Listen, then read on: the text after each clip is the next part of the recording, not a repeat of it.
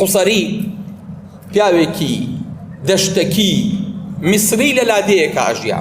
هەمووتان ناوی حوسەریتان بیستووە، بەڵام حوسەری دیارە ناوی حەسیرە. حەسیر یعنی چی؟ یعنی ئەو کەسی کە حەسیر دروست دەکات. ئەم حوسەریە لە هەر شوێنێکان مزگەوت دروست کرایە، ئەو کاتە بای فەرش نەبوو. ساڵی 1970 لە دایک بووە. ئەفەرمێت ئەی مامۆستا حەسیرەکەی عایدی من. ئەچوو حەسیری بۆ هەموو مزگەوتێکی تازە دروست دەکرد کە منیاد بنرایە. ئەو نە خزمەتی مزگەوتی کردو، ئەو نا لەگەڵ مزگەوتە دڵی تێکەڵ بووی چی نازانی، لەوانەیە ئەلفاتیحای بۆ خۆی ڕەوان نەبوو بێ. چەند جارێ خەوێ بینی لە خەویە ئەم پیاوە لە ئەخیری فەقەراتێەوە لەو شوێنەی کە پێ وترێ کلێنچکە بۆڵێک ترێ شۆڕە بۆ خوارەوە، بۆڵێک ترێ لە کلێنچکەی ئینسانەوە بێتە خوارەوە و خەڵک هەللی ئەخوار هەر تەواو نابوو، خەڵک هەللی ئەخوار هەر تێر نابوو. خەوەکە چەند جار دووبارە بۆەوە چوو بۆم ئیمامی مزگەوتەکەی وەکو مامۆستا سەلاحەدینی جەڕایەتی مامۆستا من خەوێکی ئاوان بینیوە. وتی کوڕم تۆ مناڵە هەیە؟ وتی بەڵێ. مناڵێکم هەیە 2 ساڵە. وتی مناڵەکە بنێرە ئەسهەر، مناڵەکە فێری قورئانکە.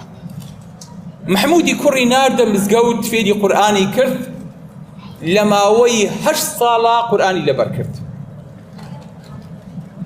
بوو بەو محمود یان خەلیل محمود الحوسەریەی کە ئەیستاکێنەش ئێمە ئەو خەلیلە ئەو محمودە شانازیان پێوە ئەکەین کە گەورە بوو یەکەم مصحەفی مرەتەلی تەسجیل کرد. هەر دەقیڕائەی لەبەر بوو، هەموو قورئانی لەبەر کرد کە ئەچوون سەوتی مکەبەرەیان ڕێکە خست لەسەر سەوتی حوسەری. حوسەریان بردە ئەمریکا قورئانیان پێخوێن، حوسەریان بردە بەریتانیا لەو پەرلەمانی ئەوەیە قورئانیان پێخوێن. حوسەری بوو پیاوە گەورەی کە هەتا ئێستاکێنەشی لەگەڵا بێ کە ئەڵی باشترین کەسێک کە تەجوید بزانێ، باشترین کەسێک کە قورئانی خوێن بێ لەم ئەسڕەیە و سەوتی تۆمار کرا بێ ئەڵێن حوسەریە. کەواتە ئەم هێشوەترەیەیە کە تەواو دابێ، ئەمەیە کە خەڵک هەلەی ئەخوا و لە فەقەراتی پیاوێک کەوتۆتە خوارەوە ئەم خەلیل و ئەم محمودە کە خزمەتی مزگەوتی کردووە، هیچیشی نەزانیوە تەنها حەسیرەکەی نەبێ، بەڵام چونکە خۆی ئەهلی مزگەوت و خزمەتی مزگەوتی کردووە، خوای گەورە پاداشی لە مناڵەکە یاداوەتەوە کە ئەمەی لێ دروست کردووە.